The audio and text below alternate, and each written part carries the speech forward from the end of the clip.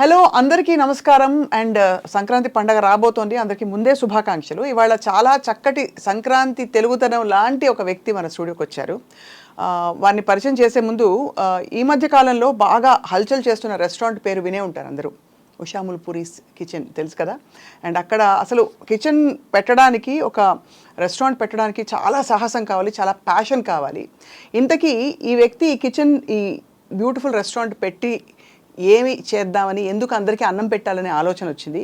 చక్కగా సెటిల్ అయిన పిల్లలు ఉండగా మరి ఇలాంటి ఒక సాహసోపేతమైన వెంచర్ ఎందుకు టేకప్ చేశారు? We have with us the one and only dynamic Usha Mulpuri garu. Welcome అండి. నమస్తే. నమస్తే అండి. అందరికీ ముందుగా సంక్రాంతి శుభాకాంక్షలు అండి. మీకు కూడా చక్కగా కలకలాడుతారు మీరు. తెలుగుదనం అంతా మీ మొహంలోంచి అలా. థ్యాంక్ యూ అన్నారు. ఇంతకీ మీకు నాగశౌర్య హీరో మీ తమ్ముడా అండి? అయ్యో తెలుసు కదండి, వాళ్ళ రెండో అబ్బాయి అండి. ఊరికే చెప్పారు కానీ ఎవరన్నా చూస్తే నమ్ముతారో చెప్పండి. అది అలా వస్తూనే ఉంటుంది. ఇప్పుడు అందరూ అలాగే ఉన్నారు కండి. మా మదర్స్ టైంలో కొంచెం డిఫరెంట్గా ఉండేవాళ్ళు. ఇప్పుడు మా ఏజ్లో అందరూ అట్లాగే ఉంటున్నారు. నేను ఒక్కదాన్నే కాదు. సో ఇంకా ఉండబట్టుకోలేక అడుగుతున్నాను. ఇంత మీరు చక్కగా యంగ్ అండ్ బ్యూటిఫుల్ అండ్ ఇంకేం చెప్పాలి, రేడియంట్గా కనిపించడానికి ఏంటి సీక్రెట్ ఉష గారు? అది భగవంతుడి బ్లెస్సింగ్సేనండి. ఇంకా అంతకు మించి ఏమీ లేదు. ఆయన ఇచ్చారు ఈ ఆకారం కానీ ఇది కానీ. మనం మంచి మనసుతోటి అందరికీ మంచి చేయాలి అనే మంచి థాట్, అంతకు మించి ఏమీ లేదండి. శౌర్య మంచి ముక్కు, అద్భుతమైన ముక్కు ఇప్పుడు ఎక్కడి నుంచి వచ్చిందో అర్థమైపోయింది. అందరూ అంటారు సేమ్ అంటారు, అందరూ అంటారు. సో ఎలా ఉందండి జీవితం? ఎలా ఉంది మీ కిచెన్? ఎలా ఉంది వంటలు? ఎలా గుమగుమలు ఎలా ఉన్నాయి? చాలా చాలా బాగుందండి. By God's grace. నిజంగా అంటే అందరూ వంట చేస్తారు, అన్ని రెస్టారెంట్లు చాలా అందరూ బాగా ప్యాషన్గానే పెడతారు. కానీ నేను ఎక్కడో పెట్టినా కానీ అందరూ కూడా నా దగ్గరికి వచ్చిన వాళ్ళని నేను కస్టమర్స్ అని నేను అనలేనండి, ఫ్యామిలీ ఎందుకంటే అందరూ నన్ను అలా ఫీల్ అవుతారు. ఓన్గా ఆంటీ అంటారు, లేకపోతే కనుక మా అమ్మాయి అంటారు వచ్చిన వాళ్ళు. మేము కొట్టేస్తాం ఆంటీ అన్నారంటే. ఆ లాస్ట్ అంటే ఇది చెప్తే ఇదిగానండి, చిన్న ఏజ్ నుంచి పెద్ద ఏజ్ వరకు కూడా అందరూ ఇష్టపడుతున్నారు.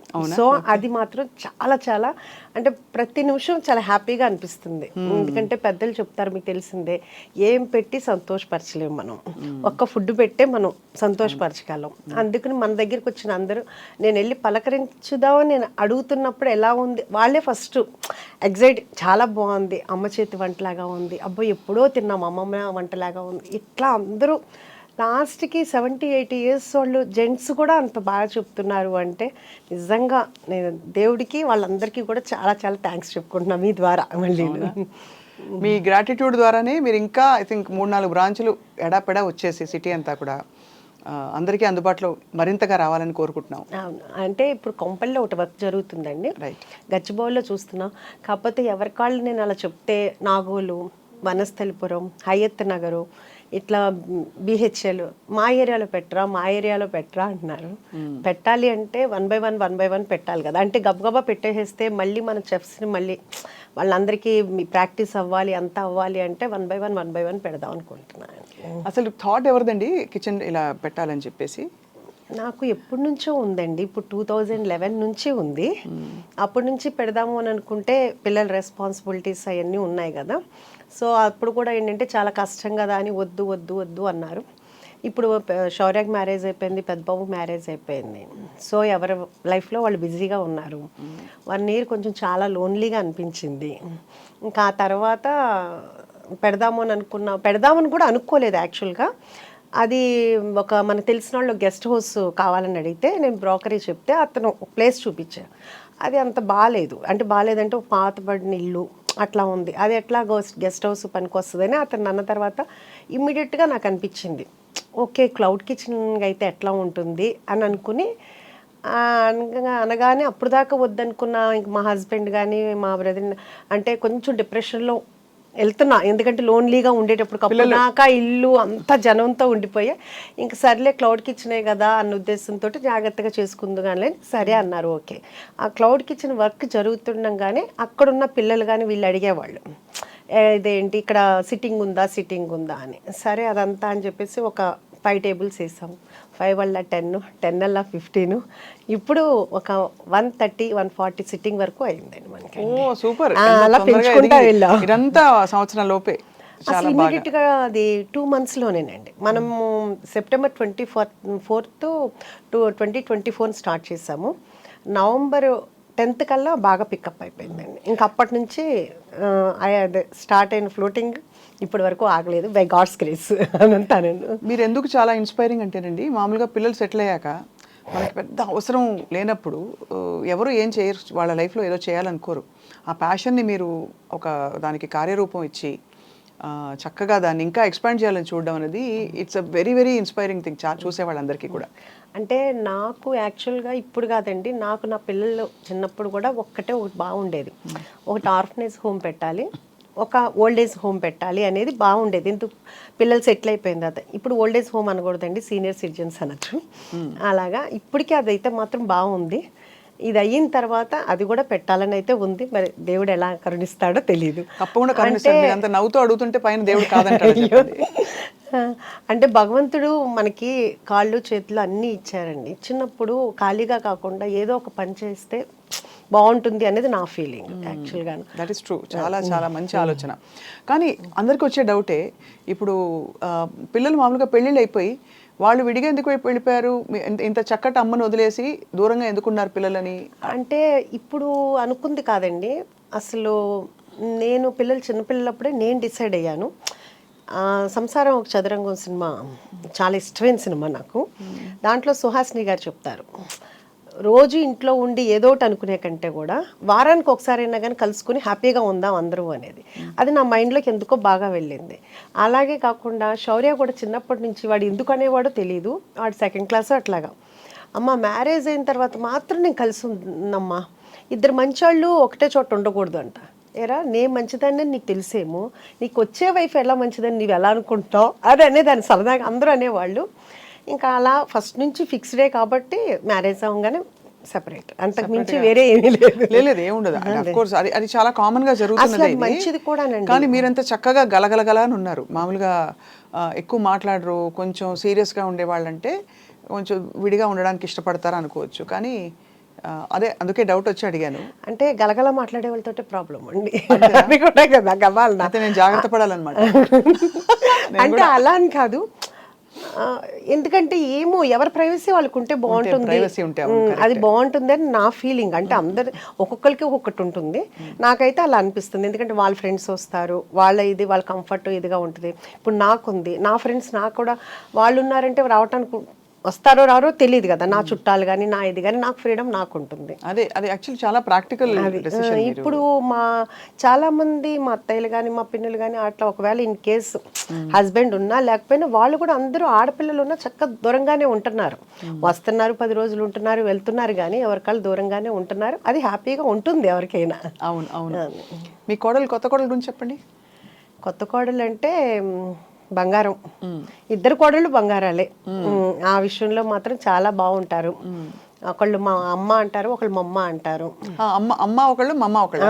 పెద్ద కోళ్ళేమో అమ్మ అంటది, రెండో కోళ్ళేమో మమ్మ అంటది, డాడీ నాన్న అంటారు. ఇంకా అట్లా మనం ఏమీ చెప్పలేదు, వాళ్ళంతటా వాళ్ళే ఫస్ట్ నుంచి అట్లా పిలుస్తారు. మనం కూడా ఆ రోల్ని అలాగే ఫుల్ఫిల్ చేయాలని మనస్ఫూర్తిగా కోరుకుంటున్నాను. వాళ్ళు ఎలా పిలిచారో మనం కూడా అలాగే ఉండాలి అని. సో మరి శౌర్య పెళ్ళప్పుడు మెనూ డెసిషన్ మొదలుకొని అని మీరు ఎలా ఇన్వాల్వ్ అయ్యారు? శౌర్య మ్యారేజ్ యాక్చువల్గాను బెంగళూరులో జరిగిందండి. మొత్తం ఆ టోటల్ క్రెడిట్ అంతా నా చిన్న కోడలికే ఇస్తానండి. తను చాలా చాలా క్యాపబుల్. ఇప్పుడు నన్ను అంటున్నారు కదా డైనమిక్, నేను ఈ ఏజ్ వచ్చిన తర్వాత నేను ఇలా ఉన్నానేమో, కానీ తన చిన్న ఏజ్లోనే చాలా ప్లానింగ్ ఉంటుంది. ఇప్పుడు కూడా తను బెంగళూరులో తన బిజినెస్ ఉంటుంది, ఇక్కడ శౌర్యాన్ని మేనేజ్ చేసుకోవటం కానీ ఇక్కడ పనులతో పని చేయించుకోవడం, ఏది నన్ను ఒక్కటి కూడా అడగదు. అంటే తను అంత క్యాపబుల్. ఏమన్నా అన్నాను అనుకో, ఏమన్నా కావాలమ్మా, ఎందుకమ్మా మీరు బిజీగా ఉంటారు, ఎందుకు నేను చూసుకుంటా కదా అని, అంత క్యాపబుల్. మొత్తం తన డిన్నర్ కానీ మొత్తం అంతా భోజనాలు కానీ అంతా తనే ప్లాన్ చేసుకుంది, డెకరేషన్ కానీ అదంతా చాలా చాలా. అవును, కళ్యాణ వైభోగమే మరి, అంతే కదా. శౌర్య సక్సెస్ చూస్తే మీకు తల్లిగా చాలా ఆనందం వేస్తుందేమో కదా. అది ఎవరికైనా ఉండేదే కదండి. అంటే అందులో తెరపై ఇది అన్యూజువల్ ప్రొఫెషన్. మామూలుగా ఇంజనీర్లు అవుతారు, ఇంకా ఏదో లెక్చరర్లు అవుతారు, ప్రొఫెసర్లు అవుతారు, ఇవన్నీ ఓకే. కానీ తెర మీద కనిపించి అలా లక్షల మందిని, కోట్ల మందిని మెప్పించడం అంటే మామూలు విషయం కాదు. అది ఓకే, అది బై గాడ్స్ గ్రేస్ తనకు వచ్చిందండి. కానీ స్టిల్ ఇప్పటికి కూడా నాకు అంత అది ఓ బా నా కొడుకు హీరో అయ్యాడు అనే హ్యాపీనెస్ నాకు అలా ఏమి ఉండదు. ఇప్పుడు నా పెద్ద కొడుకు ఎట్లాగా తను అక్కడ చేసాడు, నాకు దానికన్నా ఇంకా ఇలా ఉంటే ఇంకా బాగుంటుందేమో నా ఫీలింగ్ అండి. నాకు పెద్దగా సెలబ్రిటీ అని కానీ నా కొడుకు హీరో నాకు అలా అనిపించుకోవాలని కానీ ఆ ఫీల్ లేదు, ఇప్పుడు కూడా లేదు. సో నాకు అదేమి పెద్ద ప్లస్ పాయింట్ అయితే కాదు. కాదు. అది మాత్రం ఓపెన్ అండి. ఇద్దరు అబ్బాయిలు ఎవరు ఎక్కువ అల్లరి చేసేవారు చిన్నప్పుడు? చిన్నప్పుడుకి ఇప్పటికి మా పెద్ద బాబాయేనండి. పెద్ద బాబు అల్లరా? శౌర్య చూడడానికి అల్లరిగా కనిపిస్తారు, మీ పెద్ద అమ్మాయిని చూడలేదు కాబట్టి మేము చెప్పలేకపోతున్నాం. అసలు శౌర్య చాలా డీసెంట్ అండ్ కామ్ అండి. చాలా తన వలన ఎవరు ఇబ్బంది పడరు. ఇప్పుడు ఈ మాట విన్నప్పుడల్లా నేను ఇంటర్వ్యూలో కూడా చెప్తే ఏంటి నా గురించి ఇలా చెడ్డగా చెప్తున్నావు అని మా పెద్ద అబ్బాయి అడిగాడు. వాళ్ళ ఆవిడ చూసి చెప్పిందంట నీ గురించి అమ్మ ఇలా చెప్పారు అని. ఉన్నదే కదరా చెప్పాను అన్న. ఇప్పుడు వాళ్ళ అమ్మాయి కూడా డిట్టో వాడిని ప్రింట్ ఉంది ఇప్పుడు. అంతే కోపం, అంతే. శౌర్య అంటే మనవరాలు మీకు ఇంకా నాకు అసలు ఇందాకదే ఒక టప్ అని ఎలా అయిందనమాట, తల తిరిగింది, దిమ్మ తిరిగింది. ఇప్పుడు మనవరాలు అంటుంటే 1 year అయిపోయిందండి పాపకి, మొన్నే నవంబర్లో. సో మీరు నాయనమ్మ అయ్యారు, బట్ అమేజింగ్ అండి నిజంగా. అసలు అంటే the kind of passion you have to pursue and to do so many things. అది కదా, ఇది ఒక్కటే ఏంటంటే ఇంతలో ఏంటంటే దాన్ని మిస్ అవుతున్నాం. ఇంకా అంతకు మించి వేరే ఏం కాదు. ఇది చాలా ఎంజాయ్ చేస్తున్నాను. దాని దగ్గరికి వెళ్ళటం కానీ అలా కానీ లేకుండా ఉంది. ఓన్లీ మనం ఏంటంటే వీడియో కాల్లో చూసుకోవటం ఇది చూస్తున్నాం. మొన్న వచ్చి ఒక 1.5 months ఉన్నారు. ఇంకంతేదాన్ని అదొక్కటే మిస్సింగ్ అయితే. ఇప్పుడైతే చాలా హ్యాపీగా ఉన్నాను అనమాట. మీరు వెళ్తూ ఉంటారు అమెరికాకి? ఇది వెళ్ళటానికి కుదరట్లేదు కదండి, ఇప్పుడు ఇది పెట్టుకున్నాను కదా, అందుకనే వెళ్ళటానికి. అవును కదా. మీరైతే మీరు మీకు ఇష్టమైన పనితో మీరు సంకెళ్ళు వేసేసుకున్నారు చాలా. అదే కదా, లేకపోతే అక్కడ బ్రాంచ్ పట్టడానికి వెళ్ళాలి కదా మరి. అంటే అక్కడ కూడా ఉందండి, ఇప్పుడు కాదు. ఆఫ్టర్ 1 year 2 years తర్వాత మాత్రం ప్లానింగ్. తప్పకుండా అక్కడ అయితే ఆల్రెడీ కనిపిస్తుంది. ఎందుకంటే అక్కడ తెలుగు వాళ్ళు, మన ఇండియన్ ఫుడ్ ఇష్టపడే వాళ్ళు, తెలుగు భోజనాలు. ఇంతకీ మనకి యుఎస్ నుంచి డైలీ ఒక 20-25 members వస్తారండి. ఓహో, ఎలాగా? వాళ్ళు చూస్తారు కదా, వాళ్ళు ఇన్స్టాలో కానీ అన్నీ చూస్తారు కదా. వాళ్ళు టికెట్ కొనుక్కోగానే ఫస్ట్ ఒకటి పెట్టుకుంటారంటే ఎక్కడెక్కడికి వెళ్ళాలని తెలుసుకుందే కదా. బొటిక్స్కి వెళ్ళాలి, లేకపోతే గోల్డ్ షాప్కి వెళ్ళాలి, పలానా రెస్టారెంట్కి వెళ్ళాలి, చుట్టాల ఇంటికి వెళ్ళాలని. దాంట్లో మన లిస్ట్ కూడా ఉంటుంది. సో కొంతమంది ఏంటంటే డైరెక్ట్ అంటే మన ఆంధ్ర వెళ్ళాలంటే ఫస్ట్ ఇటు వచ్చి ఆంధ్ర వెళ్తారు, లేకపోతే ఇక్కడ హైదరాబాద్లో ఉన్న వాళ్ళు గెట్ టుగెదర్ అని ఇలా పెట్టుకుంటారు. చాలా అసలు రోజు ఒక 20 డిఫరెంట్ డల్లాస్ అంటారు, ఆస్టిన్ అంటారు, నార్త్ కొరియా అంటారు, శాన్ ఫ్రాన్సిస్కో, ఒకటి కాదండి, ఆస్ట్రేలియా, దుబాయ్. అసలు ఇక్కడ కాదు అక్కడ ఎవరి కాళ్ళు ఏంటంటే మా దగ్గర పెట్టండి అంటారు. వాళ్ళ అభిమానం అనమాట. ఎవరి కాళ్ళు మా దగ్గర పెట్టండి అంటున్నారు. డల్లాస్ అయితే కనుక బాగా ఎక్కువగా వస్తుంటారండి. తెలుగు వారు ఎక్కువ ఉన్నారు కాబట్టి అక్కడ.